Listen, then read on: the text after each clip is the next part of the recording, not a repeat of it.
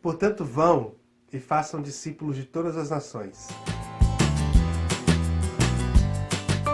E aí, pessoas da internet, aqui é o Breno.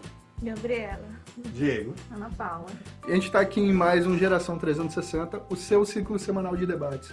E essa semana a gente vai falar sobre imposição cultural. Então, o que seria isso, imposição cultural? Assim, ao longo da história, muitas pessoas elas falam que o cristianismo, onde elas chegaram e se mesclaram com a cultura, às vezes, em alguns casos houve até um sincretismo, né? Mas muitas culturas é dito que morreram por causa do contato com outras, não só necessariamente cristãs, mas... E a gente quer perguntar aqui para vocês até onde que a gente recebeu uma missão divina, se você pegar o texto que o Diego leu no início do programa, né? A gente recebeu uma missão de ir pregar e fazer discípulos em todas as nações. Uhum. E até onde essa missão justifica a imposição cultural ou, vamos dizer, a morte da cultura que entra em contato com a gente. Até onde justifica isso? Acho que até o ponto da violência, e aí a gente pode debater o que é violência ou não, né, nesses casos, mas o caso é que às vezes a gente perde o sentido do porquê estar em uma missão. E aí a gente acaba provocando uma série de danos culturais, né? Então acho que apesar de a discussão ser muito grande, passa pelo nosso bom senso do quanto a minha ânsia em convencer o outro violenta essa pessoa. Então, não sei, seria um limite para mim. Eu acho que é um assunto bem complicado. A gente estava comentando aqui antes até da complicação que é pensar sobre isso, porque, na verdade, assim, tem uma questão. Se a minha religião é real e as outras são mentira, então eu preciso levar a minha religião para os outros e aí eu acabo destruindo, interferindo de alguma forma na cultura e da religião do outro, é uma linha muito tênue da minha religião ser real e a dela ser errada, ou todas estarem erradas. Uhum. Então, assim, como que eu sei se a minha mesmo, se eu devo fazer isso ou não? A Bíblia, ela é muito clara, e Jesus é muito claro em pedir para que eu faça isso. Agora, até que ponto eu ir lá e levar aquilo que eu acredito, levar Jesus para pessoas que nunca o conheceram e tem, às vezes, uma cultura totalmente oposta, um arcabouço de crenças totalmente oposto ao meu, até que ponto isso é válido, né? Porque às vezes eu estou destruindo anos de cultura e de tudo mais daquela pessoa e toda uma bagagem histórica em nome daquilo que eu acredito. Uhum. Eu não sei, é muito complicado pensar sobre isso, se é válido ou não, porque eu olhando para Cristo e e lendo o que está na Bíblia, ele está dizendo que é válido, né? Que eu devo fazer isso. Não, que você deve ir e pregar o evangelho, né? Não que é Sim. válido, porque você estava falando, é válido eu fazer toda essa destruição. Não é tá, válido. Ok, agora eu vou... Não, mas eu vou fazer... Tô ouvindo. Eu vou fazer uma pergunta para todo mundo da mesa. Vocês realmente acham que a gente deva ir? Assim, até quem acha que deva ir? Não, eu tô olhando para você porque eu sei sua resposta. Eu acredito que a gente deva ir sim, mas depende da minha capacidade e também de que ponto eu estou submissa, né, a esse ser superior que eu acredito. Porque se eu acredito em alguém divino, eu acredito que ele tem um poder sobre mim para capacitar, eu vou para um povo específico. Até lembrando de Moisés. Moisés ele não queria ir. Mas ele foi porque Deus falou para ele que ele seria capacitado, ele também teria um apoio e ele ia. Agora, se eu não tenho conhecimento de determinada cultura, não tenho do idioma, por que eu vou ir para aquela cultura, para aquele país, para aquele lugar? Se eu não tenho as mínimas condições, eu vou esperar que Deus faça um milagre? Então, eu tenho que saber as minhas condições, saber em quem eu creio para poder ir para determinados locais, né? E saber também, assim, que se eu creio na Bíblia como um princípio, uma regra de fé, e ela me possibilita, assim, escolher se eu posso acreditar nela ou não, se eu devo acreditar nela ou não, eu também vou levar isso para outra pessoa e vai ser uma decisão dela. Ela vai escolher se ela vai querer aceitar ou não, para que eu não esteja invadindo o espaço dela, né? E impondo aquilo que eu acredito e ignorando totalmente a história, a cultura e toda essa bagagem, como o Diego falou, que ela tem. Então, eu acredito assim que a gente deve ir, mas que a gente deve selecionar, reconhecer as nossas limitações para poder ir onde eu posso fazer uma diferença positiva. Eu penso assim. Eu acredito que a gente tem que interpretar direito o verbo ir. Eu falei ali atrás, que às vezes... Ali atrás, antes do programa, né? Falei que às vezes o ir significa não ir, na minha opinião. Me responsabilizo pela minha opinião, tá? Por quê? Porque de tudo isso que a gente falou, né? Às vezes a gente vai e dá tudo errado.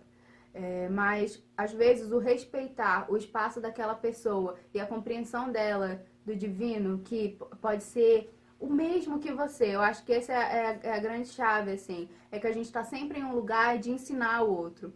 E eu acho que a grande linha moral para mim é, se você for, vá para aprender.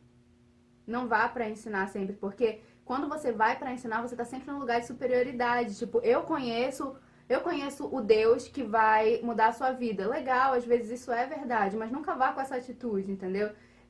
Porque às vezes aquela pessoa que conhece o Deus que vai salvar a sua vida e talvez aquele Deus tenha um nome diferente. Então, pra mim, o id nem sempre significa ir, às vezes o id significa ficar na sua, entendeu? Então vamos para a próxima pergunta. Eu queria saber de vocês, já pegando aqui um gancho no que a Ana Paula disse, se haveria uma forma genuína de se relacionar com o divino, não compreendida pela religiosidade judaico-cristã ocidental. Assim, tipo, pode haver em outras religiões, em outros aspectos culturais, maneiras legítimas de falar com Deus, por exemplo.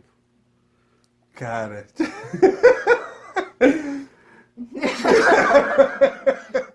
Eu acho que sim. É bizarro falar isso, né? Assim, bizarro não, é difícil falar isso, porque dentro de uma compreensão religiosa cristã, você falar que Deus se manifesta em outras religiões é difícil. Porque a gente tem, num senso comum religioso cristão brasileiro e talvez mundial, tudo aquilo que não é cristão é do cão, né? É do capeta. Exatamente. E aí esse é o senso comum do evangélico cristão, acho que de todos os cristãos médios, pelo menos aqui nessa nossa realidade brasileira. E aí você falar que Deus está presente também em outra religião, às vezes é meio tabu você falar isso. Mas, ao mesmo tempo, eu não sei se eu posso falar que Deus não está presente na outra religião, numa outra cultura, numa outra forma de religião. Mesmo naquelas que são bem diferentes da nossa, porque você falar que Deus está presente, por exemplo, no Islã de verdade, o Islã, não o Islã... Sim, o Islã Radical. Radical, exatamente. Mas você falar que Deus está ali no Islã, é o mesmo Deus realmente, né? Ele tem a mesma raiz, inclusive, as duas religiões. Agora, falar que está no completo oposto, em religiões que são bem opostas, bem diferentes, é difícil, mas eu também não sei falar que não está. Eu não sei. Eu não sei, assim, não sei se eu posso afirmar que não está, entendeu? Assim, pelo que você disse e o que você não disse, sei lá, o que eu entendi, vou dizer pra você o que eu entendi do que você disse. É verdadeiro ou falso? Então, vamos lá, vê se é isso. Deus, ele pode estar em outra cultura, em outra religião, etc. Mas não quer dizer que ele está em todas. Eu acho que sim. Eu acho que sim. É uma forma que eu me sinto mais confortável de pensar dessa forma, entendeu? A sua pergunta foi se existem formas de se relacionar com o divino fora da lógica cristã, judaico-cristã, né? Minha resposta é sim. Sim. Quem sou eu para dizer que não? E quem sou eu para dizer que a única revelação certa de Deus é a minha, né? É a que Ele preparou pra gente, né? Então, pra mim é sim. Eu já falei isso. Eu falei em algumas outras vezes, falei pra vocês, mas que pra mim uma das melhores explicações sobre quem é Deus veio de um pajé, né? Obviamente indígena.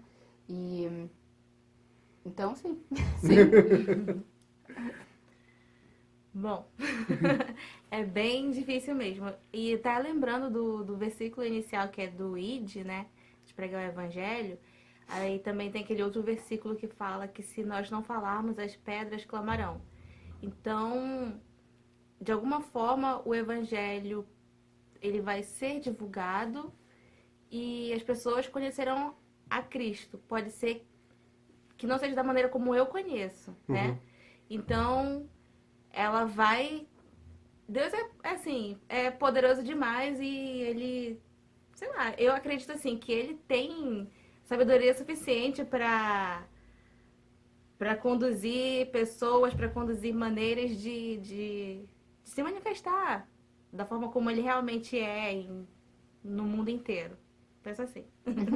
A gente estava falando até, eu até falei para vocês dessa pequena análise sobre esse texto da Bíblia do Ide, sobre a questão do ser discípulo, porque ele fala para a gente fazer discípulos, né?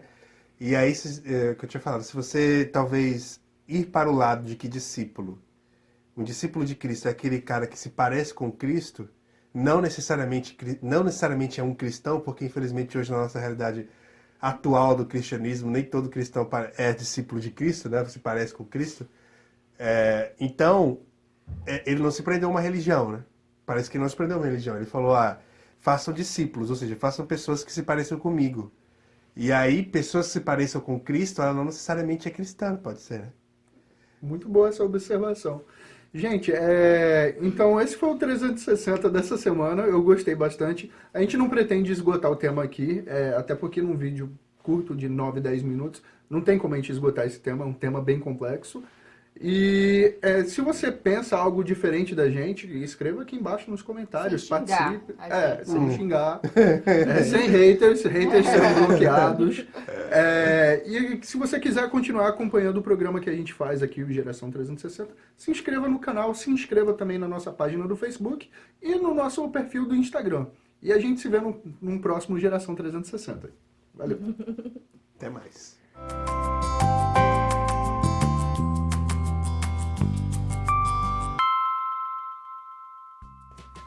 Pastor não corta na igreja. Eu acho complicado.